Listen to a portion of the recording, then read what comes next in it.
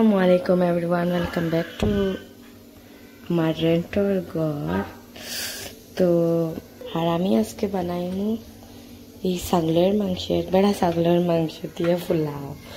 তো জামাইয়ে কইতরা না বানাইয়া তার যাইতাম কেন, ওটাই 2টা রসুন দিয়া আর 3টা পেঁয়াজ দিয়ার আর দেখতেন আদা। তো আর লগে এই সাইডও আমি আলু সিদ্ধ পাইছি, তো আপনারা দেখাই মুখ কিলা কিলা করিয়া। আলু সিদ্ধ দেওয়ার সময় তো কইলাম, পরে তো বাকল ফালাইছি, চিলকা ফালাইয়া এখন লবণ তো মশলা দিয়া মাখিয়া লবণ হলদির পাউডার আর মরিচের পাউডার দিয়া এখন অফলাইন করে বিরান করিয়া। আর এই সাইডও মাংস আমি একবারে পেঁয়াজ আদা রসুনের পেস্ট দিয়া তারপরে সবটা মশলা দিয়া এখন মাংসরে ওইকে বইছি, তারপরে পোলাও বানাইমু। এরকম বিরান করলে মানে পোলাও মজা হয়।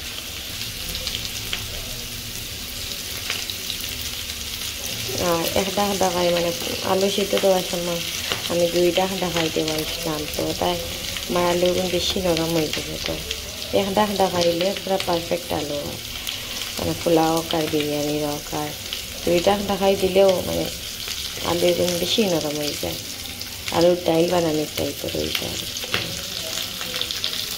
দেখতে পাই তোর আলু বেশি হয়ে গেছে। আচ্ছা 2টা দেওয়াই দিয়েছে কিতা, তো 2টা বানিয়ে কিতা হাল হয়েছে।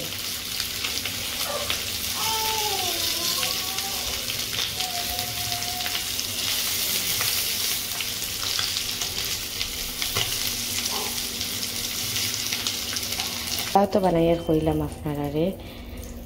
আর লগে বেগুনের চপ বানাই বিসমিল্লাহির রহমানির রহিম। তো আপনারা দেখতে পাইতেন আমি কিলা বানাইয়া আপনারা তো রেসিপি যদি হইন তো আমি ডিটেলসে দিয়া দিব। যদি আপনারা কমেন্ট করেন যে ডিটেলসে রেসিপি লাগে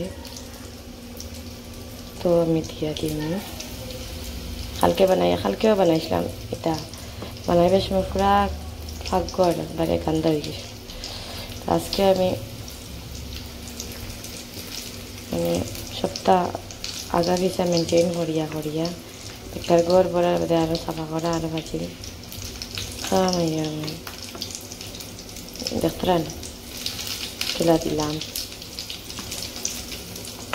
তো জলদি যাইব।